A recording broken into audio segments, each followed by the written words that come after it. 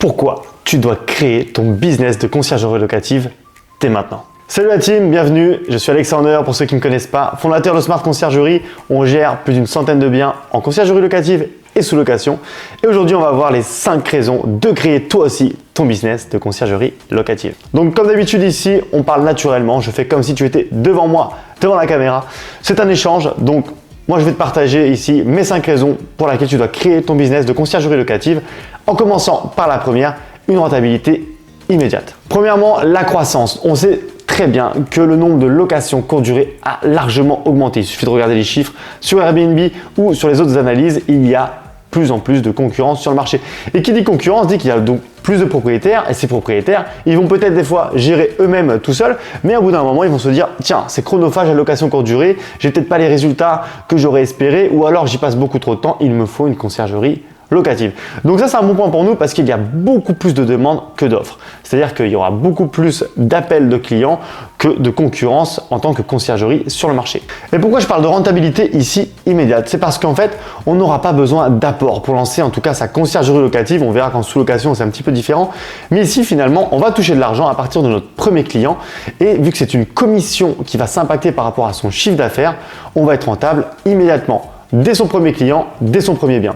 Certes, on va laisser passer un mois d'exploitation et derrière, on va prendre la commission sur le chiffre d'affaires. Donc, pour un exemple simple, si le propriétaire a fait 1000 € de chiffre d'affaires net, on va prendre nous notre commission. Souvent, on parle de 20%. On va prendre donc 20% de 1000 €. On aura pris 200 €. Donc, pareil, plus le chiffre d'affaires va augmenter, plus vous l'aurez compris, la commission va augmenter également. Donc, finalement, on va se dire, bon, il va falloir des biens de qualité qui font de plus en plus de chiffre d'affaires. C'est vrai qu'un studio, c'est ce qu'on va avoir régulièrement et surtout au début, mais petit à petit on va essayer de chercher des biens qui vont générer de plus en plus de rendement pour que notre commission elle aussi elle augmente. Donc pourquoi réellement je parlais de rentabilité immédiate? C'est parce que finalement on n'a pas de frais. Tant qu'on n'a pas de clients, on a zéro. On touche rien, on perd rien. Dès qu'on a notre premier client, on a directement la rentabilité qui s'applique. C'est la magie de la prestation de service. À partir de ce moment-là, oui, on paiera nos charges, on paiera peut-être nos logiciels, nos process informatiques, etc. Mais en tout cas, tant qu'on n'a pas de clients, on est tranquille. Premier client, on touche directement des revenus qui seront directement du bénéfice. C'est pas comme un magasin, on n'a pas de frais de stock, on n'a pas de crédit dessus, on n'a pas besoin de payer des équipes tout de suite. Donc on est assez tranquille. On a notre premier client, on fait notre chiffre d'affaires, on applique notre commission et directement on touche des bénéfices. Deuxième raison pour laquelle tu dois créer un business de conciergerie locative, c'est qu'on va pouvoir rapidement déléguer. En effet, au début, tu vas tout faire. Tu vas gérer et la partie de recherche, la partie commerciale, la partie facturation, marketing. Évidemment, tu n'as pas de clients, tu ne vas pas t'amuser à déléguer, tu ne vas pas payer des personnes alors qu'il n'y a même pas de revenus dans ta société. Pour le coup, très vite, tu vas pouvoir réaliser quelle est ta zone de génie. Quand on dit zone de génie, c'est la chose sur laquelle finalement tu es la plus performante et celle qui te passionne. À partir de ce moment-là, tu vas pouvoir déléguer le reste. En premier lieu, souvent, ce qu'on va déléguer, c'est la communication avec les voyageurs, par exemple. Tu pourras très bien aussi déléguer, si tu n'es pas bon commercial, à un commercial qui, lui, va être meilleur au téléphone avec les propriétaires. Tu pourras déléguer cette partie-là. Tu pourras peut-être déléguer la gestion des prix parce que toi, ça t'embête.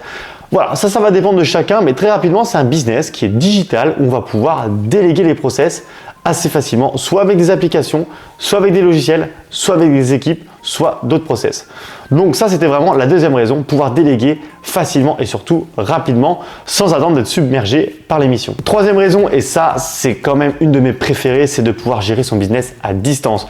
Moi, je l'évoque beaucoup pour ceux qui me connaissent, la liberté géographique. C'était vraiment, moi, dans mes objectifs, quand je voulais faire un business, de recréer un business, c'était de pouvoir en vivre et également d'être libre géographiquement. Ici, c'est complètement le cas. C'est pas parce qu'on va avoir un secteur donné ici en France qu'on va devoir rester implanté autour à 30 km.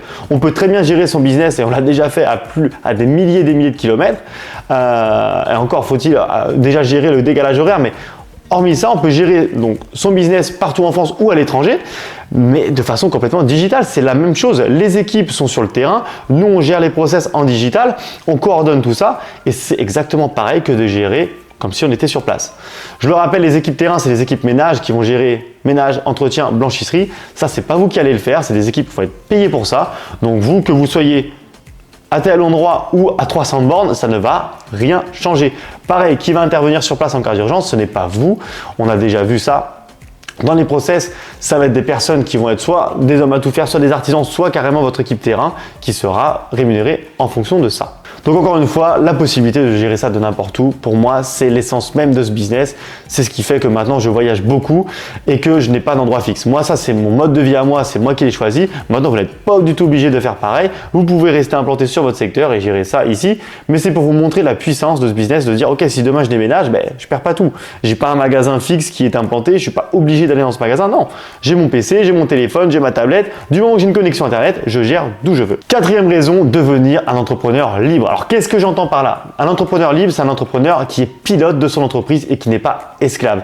C'est-à-dire que là, vous allez travailler pour votre entreprise et non pas dans votre entreprise. Vous allez avoir des process, comme j'ai dit, des logiciels, des équipes qui travaillent avec vous. Votre objectif, ça va être de décupler vos résultats, d'améliorer vos process et de toujours avoir plus de clients, donc plus de revenus. Ici, c'est encore une fois, je ne vais pas dire que c'est simple de le faire parce qu'il faut être assidu, il faut avoir de la rigueur et il faut savoir le mettre en place, mais c'est très facilement faisable et surtout rapidement.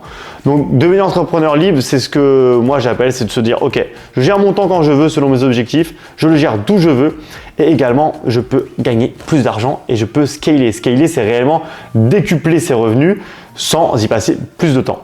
Et la cinquième raison, ça va être de créer une entreprise à forte valeur ajoutée. Pourquoi je dis ça? Parce que avoir plus de clients dans votre entreprise et également d'avoir un système de rétention. Alors la rétention, c'est encore une fois de se dire, ok, j'ai un contrat, ce contrat il va me durer 1 mois, 2 mois, 6 mois, 1 an, 3 ans, on ne sait pas.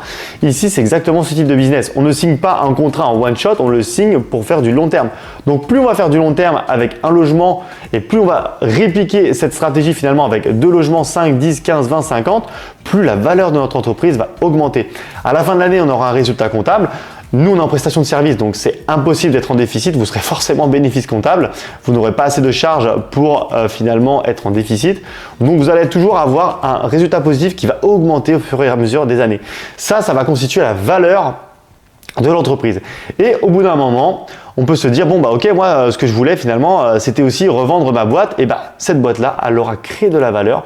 Et on va dire, si tu veux un chiffre, on peut revendre à peu près sa société de conciergerie, on va dire x3 par rapport à ce qu'elle fait en chiffre d'affaires. Donc, évidemment, ça va dépendre du secteur, ça va dépendre du nombre de clients, ça va dépendre de la rétention.